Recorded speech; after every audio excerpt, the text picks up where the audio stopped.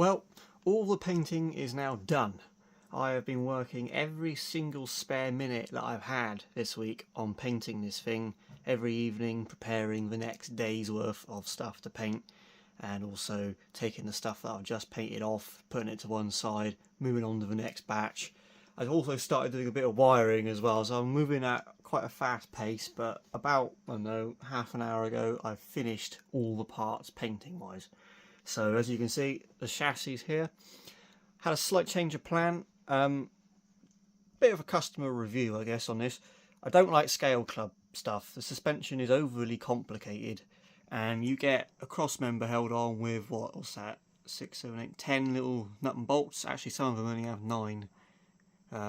But I thought all the nuts on the inner side of that, I'll put a picture up, but I thought all the nuts were welded in place, so I could simply take them off, because I wanted to paint these parts completely white.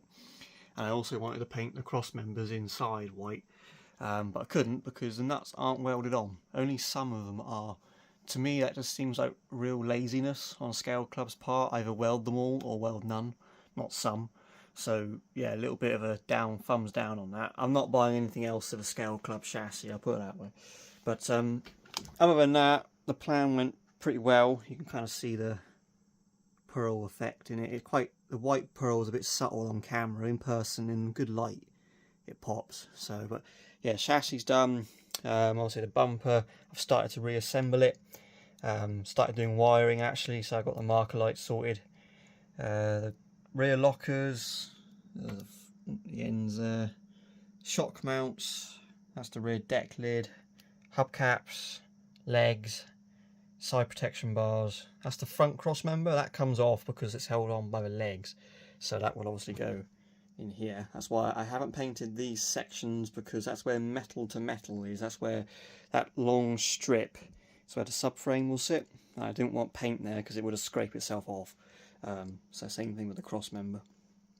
But yeah, they came out really nice, those side protection barriers. And then I've done the top mounts on the airbags as well in white. And then behind me are the 6 wheel arches, looking really nice. I actually ran out of lacquer. This is a little bit annoying. I only got 1 coat on the wheel arches. In an ideal world, I probably could do with 2, but I've learned over the years with paint, quit while you're ahead.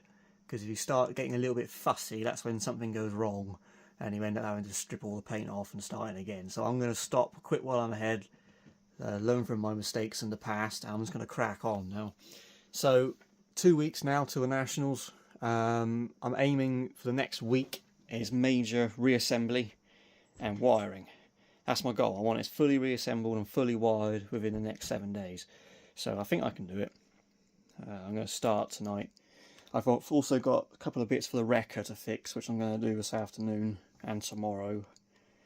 And yeah, we should be there. So next video, this will be completely, hopefully, reassembled and wired up. So we'll, fingers crossed on that one.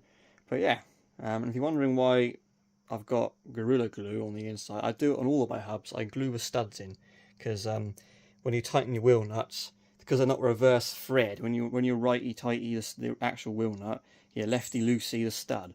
So I found over the years it was just loosening the studs. So I glue them in and it holds them in place. So that's why, but you never see that, obviously it's on the inside. So yeah, anyway, little quick update for you guys. I'll put some pictures up throughout the video because it's a bit brighter outside than it is in here. I'm going to get on and start rebuilding, so I'll see you in the next one. Cheers for watching, and I'll see you in that one.